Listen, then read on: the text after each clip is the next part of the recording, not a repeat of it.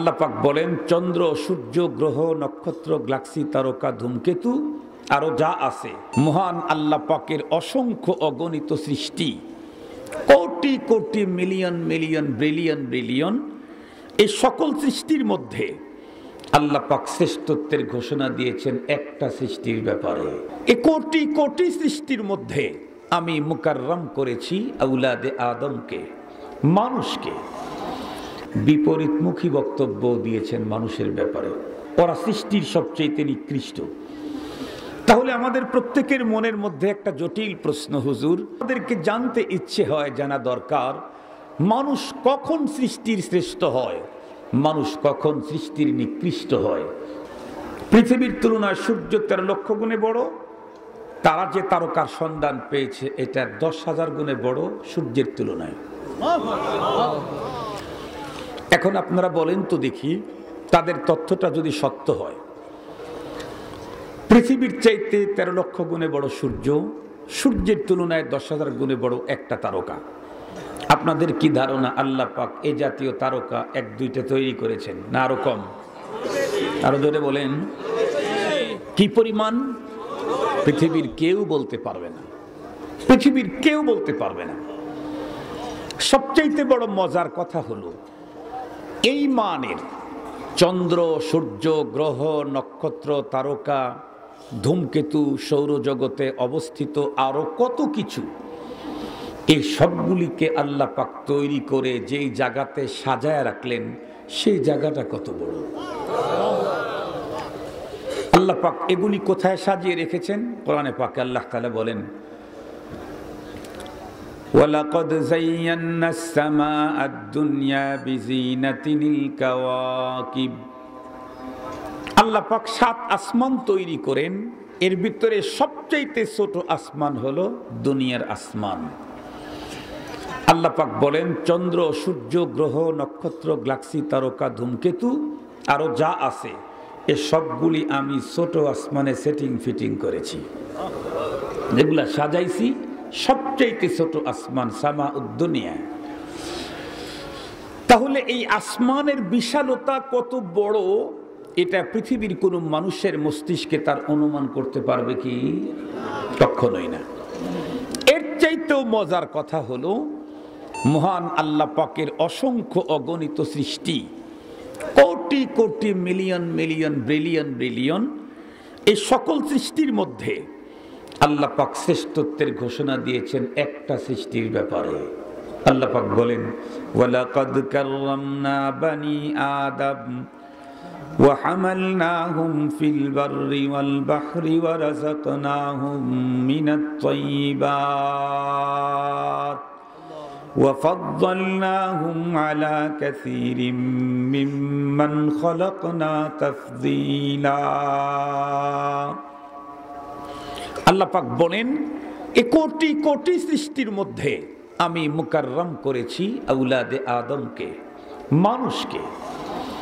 কিন্তু একটা ভাবার বিষয় হলো, আল্লাহ পাক মানব জাতি সম্পর্কে শুধু মুকাররম করার ঘোষণা দিয়েই ক্ষান্ত হন নাই, বিপরীতমুখী বক্তব্য দিয়েছেন মানুষের ব্যাপারে। যেমন আল্লাহ পাক আরেক জায়গায় বলেন, উলাইকা কাল আনআম বাল হুম আদাল উলাইকা হুমুল গাফিলুন।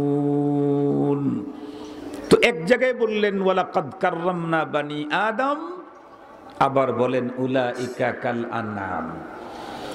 এক জায়গায় বললেন সবচাইতে বড় মুকাররম করে তৈরি করেছে আমি আদম সন্তানকে, আবার বলেন আদম সন্তান সম্পর্কে ওরা চতুষ্পদ যন্ত্রের চাইতে আরো নিম্নমানের। কোরআনে পাকের অন্য আর এক সূরার দিকে লক্ষ্য করলে দেখা যায় সেখানেও বিপরীতমুখী বক্তব্য আছে। আল্লাহ পাক বলেন, উলাইকা হুম খায়রুল বারিয়াহ, ওরা সৃষ্টির শ্রেষ্ঠ। আবার কিছুক্ষণ পরে এই মানব সম্পর্কে বলেন, উলাইকা হুম শাররুল বারিয়াহ, ওরা সৃষ্টির সবচেয়ে নিকৃষ্ট। তাহলে আমাদের প্রত্যেকের মনের মধ্যে একটা জটিল প্রশ্ন, হুজুর, আল্লাহ তার এক সৃষ্টি মানুষ সম্পর্কে বিপরীতমুখী দুই রকমের বক্তব্য দিয়েছেন। কখনো বললেন মানুষ সৃষ্টির শ্রেষ্ঠ, আবার বললেন ওরা ইতর প্রাণীর চাইতেও নিকৃষ্ট। আবার বললেন ওরা সৃষ্টির শ্রেষ্ঠ, আবার বললেন ওরা সৃষ্টির নিকৃষ্ট। তাহলে আমাদেরকে জানতে ইচ্ছে হয়, জানা দরকার, মানুষ কখন সৃষ্টির শ্রেষ্ঠ হয়, মানুষ কখন সৃষ্টির নিকৃষ্ট হয়। আমি কোন গ্রুপে আছি? আমি কি শ্রেষ্ঠর গ্রুপে না নিকৃষ্ট মানুষের গ্রুপে? মানুষ শ্রেষ্ঠ আর নিকৃষ্ট হওয়ার মানদণ্ড কি, এটা আমাদের জানা দরকার আছে না নাই? এটা যদি না জানা থাকে তাহলে আমি কি শ্রেষ্ঠর সিরিয়ালে না নিকৃষ্টের সিরিয়ালে, এটা আমি বুঝবো কেমনে? আসুন মুহতারাম হাজিরিন, সহজভাবে আপনাদের খেদমতে বিষয়টাকে ওপেন করার জন্য আমি বলতে চাই, পৃথিবীর মানুষ সৃষ্টির শ্রেষ্ঠ আর নিকৃষ্ট হওয়ার জন্য মানদণ্ড অনলি ফর ওয়ান, মাত্র একটা জিনিস। ওই জিনিস যার ভিতরে আছে সেই শ্রেষ্ঠ, যার ভিতরে নেই সেই নিকৃষ্ট। সেই জিনিসটার নাম হচ্ছে দ্বীন। বলেন, তার নাম কি? দ্বীন যার ভিতরে আছে সেই শ্রেষ্ঠ, যার ভিতরে দ্বীন নেই সেই মানুষটাই নিকৃষ্ট। এই দ্বীন বলতে কোন দিন বুঝলেন? রাত্রের বিপরীতে সূর্যের আলোর ঝলকানিতে যেই দিন হয় সেই দিন না। এই দিন বলতে ওই দিন যেই দিনের ব্যাপারে রব্বুল আলামিনের ঘোষণা, ইন্নাদ-দীনা ইনদাল্লাহিল ইসলাম। আল্লাহ পাক বলেন, দিন তথা ধর্ম আমার কাছে একটাই, তার নাম ইসলাম। এই দিন যার ভিতরে পাওয়া যাবে সে লোকটাই শ্রেষ্ঠ। যে মানুষের ভিতরে দিন নেই সে মানুষটা নিকৃষ্ট।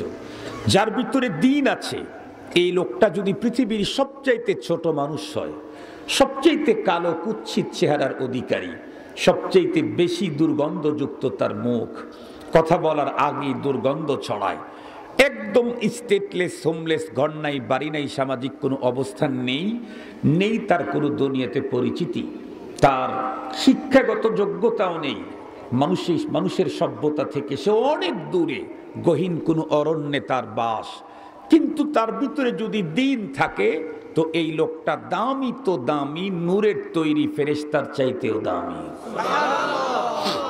পক্ষান্তরে আরেকজন মানুষ পৃথিবীর সবচাইতে উন্নত সুন্দর, হুসনে ইউসুফ নিয়ে আসছে, সে সবচাইতে উন্নত বডি ফিটনেসের অধিকারী, স্মার্ট ফিগার, এবং সবচাইতে বেশি টাকাওয়ালা, সবচাইতে বড় চেয়ার আর ক্ষমতার অধিকারী, সবচাইতে বেশি জনপ্রিয়, সবচাইতে বেশি জনপ্রিয়। এমনকি পৃথিবীতে যত মানুষ আছে তার মধ্যে সবচাইতে উন্নত তথ্য প্রযুক্তির অধিকারী এবং উন্নত আবিষ্কারক সে, কিন্তু তার ভিতরে যদি দিন না থাকে, বলেন তাহলে এই মানুষটা নিকৃষ্ট তো নিকৃষ্ট, ইতর প্রাণী কুকুর শুকুরের চাইতেও, কথা বলেন না কেন, আরো নিম্নমানের, আরো নিকৃষ্ট। মুহতারাম হাজিরিন, খুব ভালো করে বুঝবেন। তাহলে একজন মানুষ সৃষ্টির শ্রেষ্ঠ হতে চাইলে তার জন্য কি লাগবে? কোনো চেয়ার লাগবে, কোনো পাওয়ার লাগবে, কোনো ডিগ্রি লাগবে, কোনো ক্ষমতা লাগবে, কোনো দেশের হতে হবে, কোনো অবস্থানের তৈরি থাকতে হবে না। একটা জিনিস হলেই মানুষ সৃষ্টির শ্রেষ্ঠ, সেটি হচ্ছে দিন। যার ভিতরে দিন আছে সেই শ্রেষ্ঠ, যার ভিতরে দিন নাই সেই লোকটাই নিকৃষ্ট। সে যে চেয়ারেরই হোক, যে কন্ডিশনেরই হোক, যে পজিশনেরই হোক, যে এরিয়ারই হোক, যে ফ্যামিলিরই হোক, যে দেশেরই হোক, যত বড় শিক্ষিতই হোক, যাই হোক, দিন নাই এ লোকটা নিকৃষ্ট। যার ভিতরে দিন আছে সেই লোকটাই উৎকৃষ্ট। তাহলে এখন অবশ্যই আমি যদি শ্রেষ্ঠত্ব নিতে চাই, আমাকে দিন জানতে হবে, দিন মানতেও হবে, নাকি জানলেই হবে? কথা বলেন, কথা বলেন। আমি শ্রেষ্ঠত্ব নিতে চাইলে দিন আমাকে জানতে হবে, দিন আমাকে মানতে হবে।